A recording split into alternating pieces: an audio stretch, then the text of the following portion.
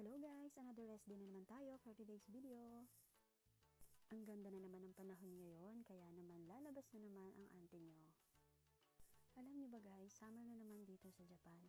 Ang init-init na naman today. So, saan nga ba tayo pupunta for today's video?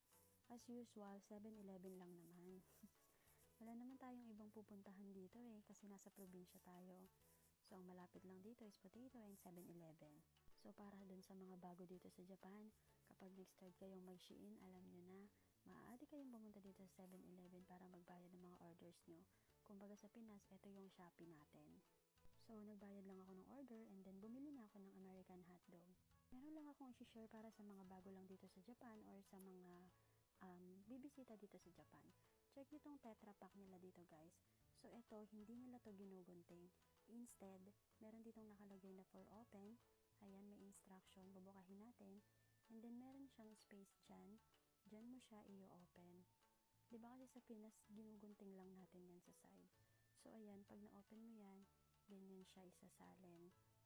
And then, pwede mo siyang i-close ulit. So, numama yung design niya, diba? Ang galing lang. And then, ito naman yung binili kong American hotdog kanina. Gusto ko lang ding i-share yung about dito sa ketchup nila and then yung sa tartar sauce. Ang astig kasi nila guys, kasi tingnan nyo, ganito siya i-open, simpleng-simple lang. Ito guys, ipupush mo lang yung magkabilang both side and then ayan, lalabas na yung tartar sauce and then yung ketchup. Ito guys, medyo kasi nung first time na bumili ako neto, yung pag-open ko neto, nakaharap siya sa mukha ko.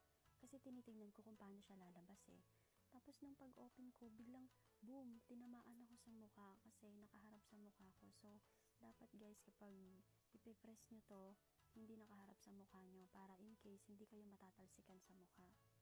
Ang astig lang guys, no? Kasi sa Pinas, di ba yung ketchup, kakagatin mo pa sa gilid para lumabas. Ito pipindutin mo lang and then lalabas na ng kusa yung tartar sauce and ketchup. Ang galing lang talaga, sobrang nakaka-amaze. So, yun guys, share ko lang. Thank you for watching. God bless!